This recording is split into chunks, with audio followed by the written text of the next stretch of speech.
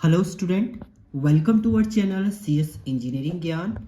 Computer science 11th के tutorial में आज हम लोग देखेंगे लेक्चर 10, जिसमें हमारा आज का टॉपिक है data capturing, storage and retrieval. Data को कैसे आप कैप्चर करेंगे, क्या टेक्निक आपकी होंगी, स्टोर होगा, उसके बाद रिट्रीव करने के लिए आप क्या करेंगे, ये आज हम लोग देखने वाले हैं।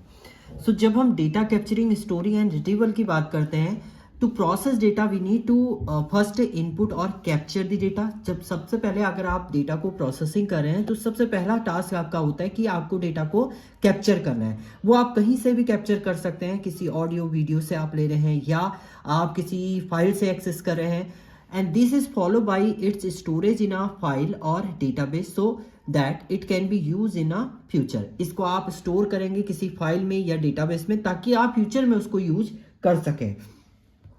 Whenever data is to be processed, it is first retrieve। उसके बाद प्रोसेस करने से पहले देखिए, कैप्चर कर लिया आपने एंड उसको आप उसके बाद आपने स्टोर किया। स्टोर करने के बाद प्रोसेसिंग करने से पहले आप उसको रिट्रीव करेंगे फ्रॉम फाइल और डेटाबेस, फाइल या डेटाबेस से रिट्रीव करेंगे so that we can perform further action on it. उसके बाद आप उसमें कुछ भी एक्शन जो है वो परफॉर्म कर सकते हैं। तो सबसे पहले डेटा कैप्चरिंग की हम लोग बात करते हैं। So it involve the process of gathering data from different source in a digital format. Different sources से आप डेटा को एक डिजिटल फॉर्मेट में एक्सेस करना, वो कहलाता है आपका गैदरिंग, यानी कैप्चरिंग जो है वो कहलाएगा आपका। इसको गैदरिंग भी हम लोग बोलते हैं। Data capturing is the process of extracting information from any type of structure or unstructured document to transfer it into a machine readable digital format। ये डेटा कैप्चरिंग क्या करता है, आपका स्ट्रक्चर डेटा हो, अनस्ट्रक्चर डेटा हो, उसको gather करेगा and machine readable digital format में क्या करेगा, एक्सेस करने के बाद आपका वो एक पर्टिकुलर जगह पे उसको स्टोर करेगा एंड वही आपका फिर उसके बाद प्रोसेसिंग होगी।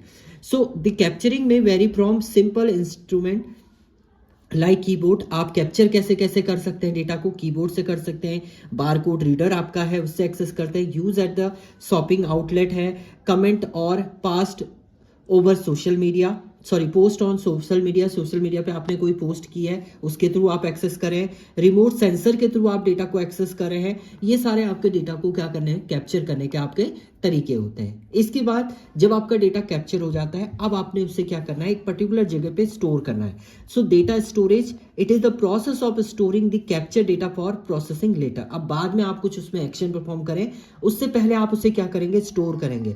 अब डेटा को स्टोर करने के लिए आप primary memory, secondary memory, in memory का यूज भी करते हैं क्योंकि इसी के लिए आपको मेमोरी की जरूरत होती है। हार्ड डिस्क है आपकी, SSD है, इनका यूज कहाँ करते हैं आप, डेटा को स्टोर करने के लिए।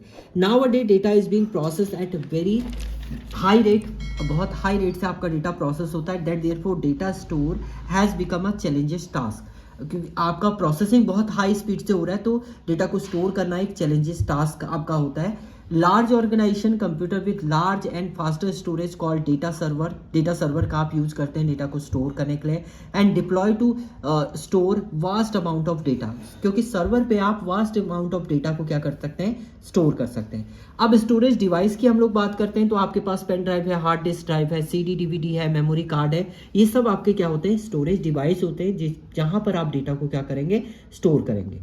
डेटा आपका स्टोर हो गया है, अब प्रोसेसिंग करने से पहले डेटा को रिट्रीव करना भी जरूरी है।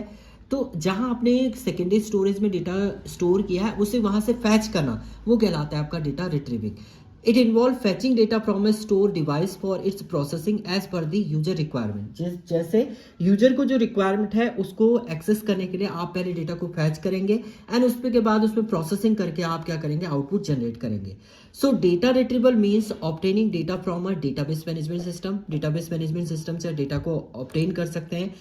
Like for example object oriented database है आपका। In this case it is considered that data is represented in structure way and there is no ambiguity in structure way में डेटा है तो आप SQL की क्वेरी से डेटा को retrieve कर सकते हैं। SQL की क्वेरी आपकी सेलेक्ट एस्ट्रिक फ्रॉम डेटाबेस से आप पूरी टेबल को एक्सेस कर सकते हैं।